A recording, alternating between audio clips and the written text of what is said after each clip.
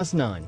The Radio Wammo Breakfast Suckling on the teat of tech. with Paul Brislen. Talking high tech, Paul Brislen on Twitter as well. Good morning to you, Paul. Good morning, how are you? Good. First off, we're going to cover off net neutrality. Yes. We've talked about it before on the show, but I guess just a quick refresher on the concept of net neutrality and what it means. Yeah. So this is the idea that the telcos can't decide, okay, you want a slightly different service. Say, for example, you want to download video. So we will sell you a package that includes a special video download speed capability thing that allows you to get faster access to certain types of video data. Of course, that sounds jolly good in and of itself.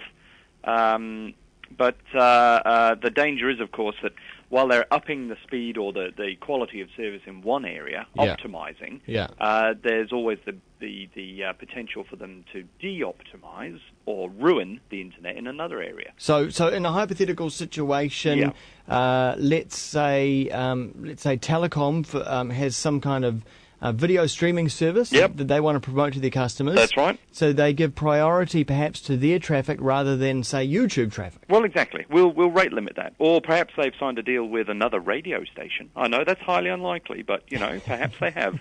And they decide that, actually, you're getting rather a lot of traffic and we don't like the look of that. Why don't we throttle the connection to Wammo's show to promote our other show? And, we won't necessarily tell the customers that we're doing that, but they'll just have an awful experience and they'll naturally migrate back to another one of their properties. How dare they? I would wage war. Well, yes, there would be marching in the street, wouldn't there?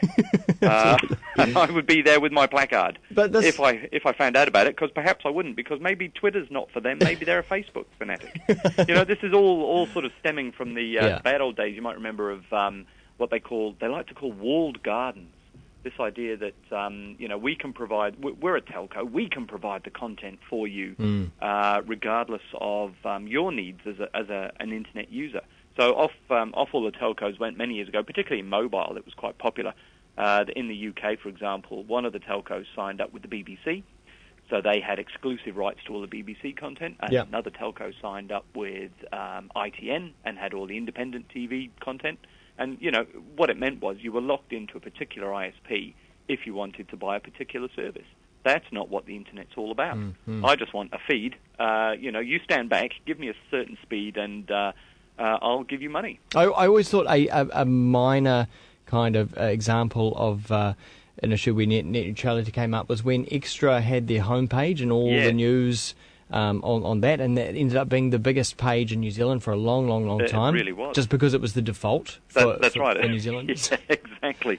And much like TV1 viewers, people who have a default homepage never change it. That's right. Yeah. Yeah. So now this issue hasn't been such a big deal for New Zealand, but it certainly has been for the States. That's right. The Americans have been bashing it about, thrashing it out since before Obama came to power. They have an interesting organization called the FCC, the Federal Communications Commission, who've been looking at net neutrality for quite some time. It's introduced a series of regulations around what can be done. They've now been thrown out by Congress, which makes life rather tricky for both the telcos and the customers, in effect. It's also been complicated further by Google, which was vigorously on the side of don't you dare touch the quality of service controls on the Internet. We want all of our customers to have access to everything, and we'll fight on our own merits, thanks very much. Right up to the point where they signed a deal with one of the telcos, and suddenly, all of a sudden, you find that they're actually backing away from net neutrality quite rapidly, which for a company that's supposed to do no evil, I find really quite obnoxious. Yeah. Very self-serving.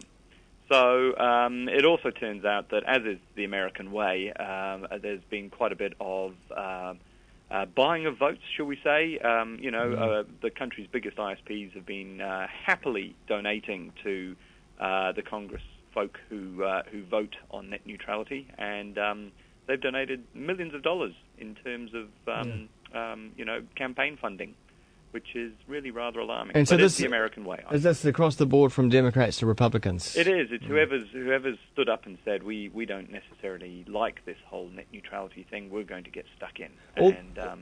Although, I mean, it was the Republican Party that won control of the House in the last election, so... Yeah, that's so right. I guess things are swinging in favour of whatever the Republicans want on this issue. Whatever they want. That's right. And they are backing the big corporates who can fund their election campaigns. So this makes it rather difficult because for a country like New Zealand trying to sign a free trade deal with the Americans, you wonder how much of net neutrality is actually in there.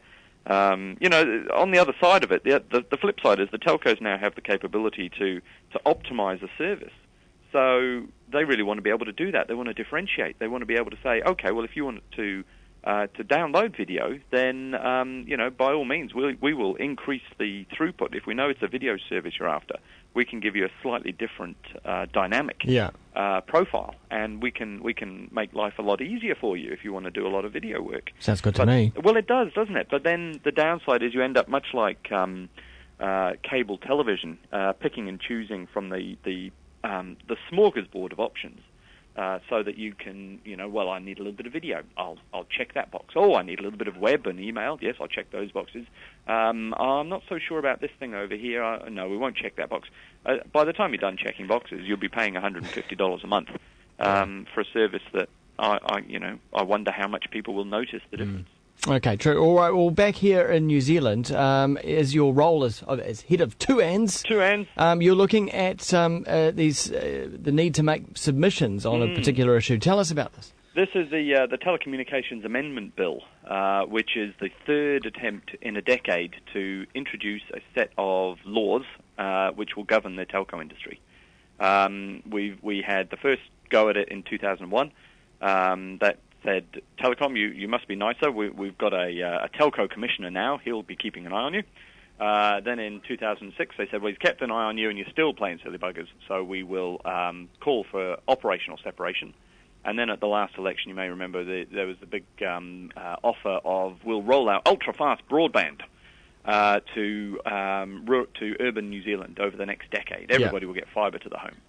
So that has led to a third go at the law. Unfortunately, this law came with a bit of a sting in the tail. It's got a thing called a supplementary order paper, which is normally a couple of pages of clarification or additional things that we thought about after we drafted the bill. This one was 75 pages long and contains a wealth of legalese, which basically does an awful lot of damage to the competitive landscape in the copper world. And bearing in mind we're going to be stuck on copper for at least the next 5 or 6 years if you're a consumer, before we even start to see the fibre to the home build come near us.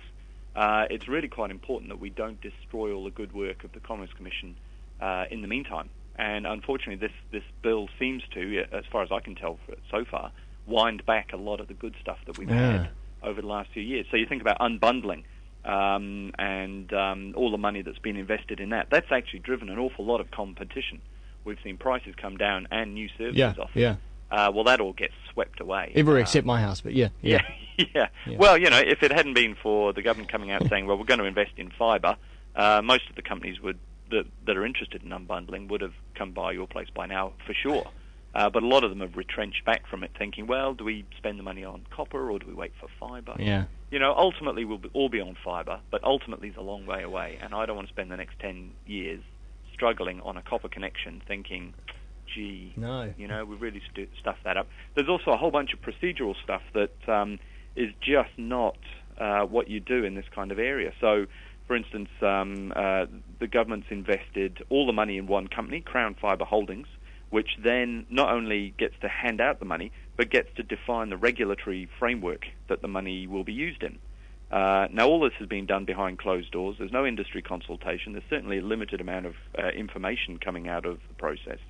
And internationally, this is regarded as very poor practice. What you do is you have a regulator who is an entirely different agency from the company with all the money.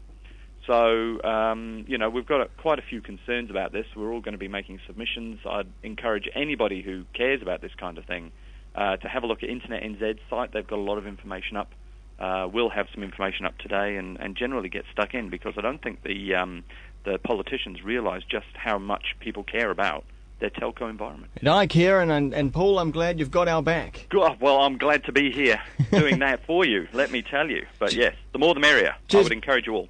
Oh, nice one. Thanks very much, Paul. Thanks for that. Paul Brislen on Twitter as well, and he'll be back same time next